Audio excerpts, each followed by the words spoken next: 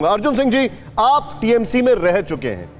मैं बीजेपी के नेता से भी ज्यादा एक ऐसे नेता से सवाल पूछ रहा हूं जो दीदी को अंदर से जानता है और दीदी का इतिहास यह कहता है कि दीदी के इतिहास में उनको सिंपैथी हमेशा मिली है। कोई माने या ना माने, यहां पर सिंपैथी मिलेगी कि नहीं मिलेगी?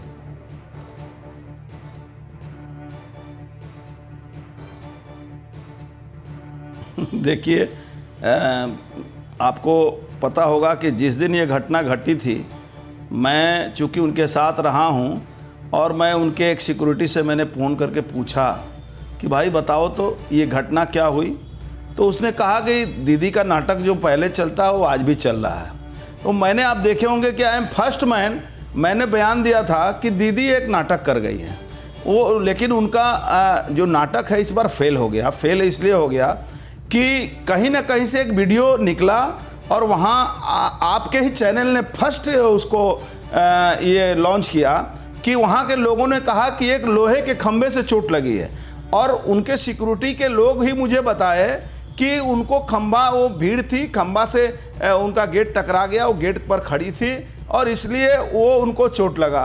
तो ये ममता बनर्जी के लिए नई बात नहीं है, ये पुरानी बात है। हमेशा चुनाव में इस तरह का नाटक करती हैं। आपको याद होगा कि जो पहला बार इनके ऊपर बड़ा सिंपैथी आया था, राजीव गांधी, उस समय स्वर्गीय राजीव गांधी प्राइम मिनिस्टर थे, तो इन्होंने क्या किया कि लालू आलम ने मुझे मारा।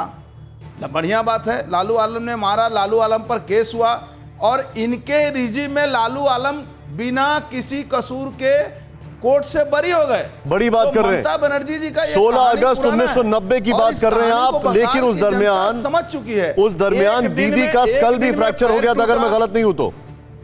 जी सर, जी सर। मैं आपको वही बता रहा हूं कि दीदी का स्कल फ्रैक्चर हुआ, लोगों को उन्होंने, लालू आलम ने मारा, ये बात उन्होंने कहा और लालू आलम बेकसूर खलास कैसे हो गया? मैं इस बात को नहीं, तो मुझे एक बात, अर्जुन जी से एक मिनट, अर्जुन जी, दीदी हमेशा इस तरह का काम करते हैं। अर्जुन जी, मैं आपसे, देखिए, और मैं आपसे सवाल क्यों पूछ रहा हूं? से और मैं आपसे सवाल इसलिए पूछ रहा हूं करेंगे कि हमको उससे फायदा मिले। आप उनके एक बहुत बड़े नेता थे, ये सबको पता है, और आप बीजेपी में जब आए तो आपके ऊपर भी हमले हुए, ये सबको पता है। मैं आपसे सवाल इसलिए पूछ रहा हूं क्योंकि दीदी को हमला जब से हुआ है तब से लेकर टॉकिंग पॉइंट क्या है चुनाव का? चुनाव का टॉकिंग पॉइंट है कि दीदी के ऊपर हमला हुआ या नहीं हुआ। उसके बाद टॉकिंग पॉइंट यह है कि दीदी को चोट लगी। अब आप ये देखिए, टीएमसी ने कितने स्मार्टली वो इस चीज से निकल गए कि दीदी ने झूठ बोला कि उनके ऊपर हमला हुआ, वो इस पर आ गए कि दीदी को चोट लगी। आप यहां पर फेल कर गए कि नहीं कर गए?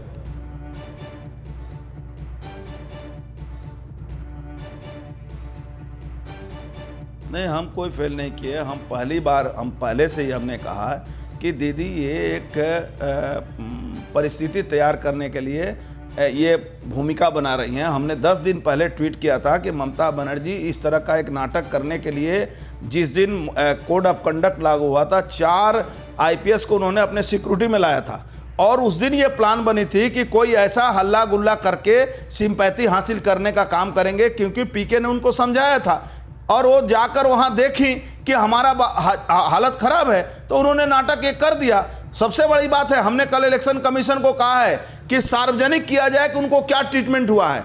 एक दिन में प्लास्टर हुआ, दूसरे दिन में प्लास्टर कट गया, तीसरे दिन में घूमने लगी। भाई ऐसा विज्ञान हमारे देश में, हमारे देश में है।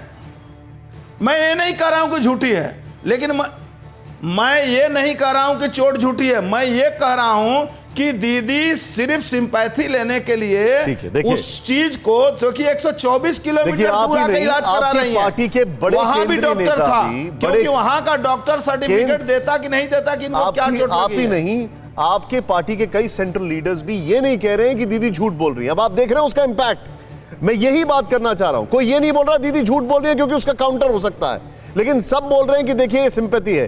फिक्र आपकी, सोमवार से शुक्रवार रात 9 बजे सिर्फ TV9 भारतवर्ष पर।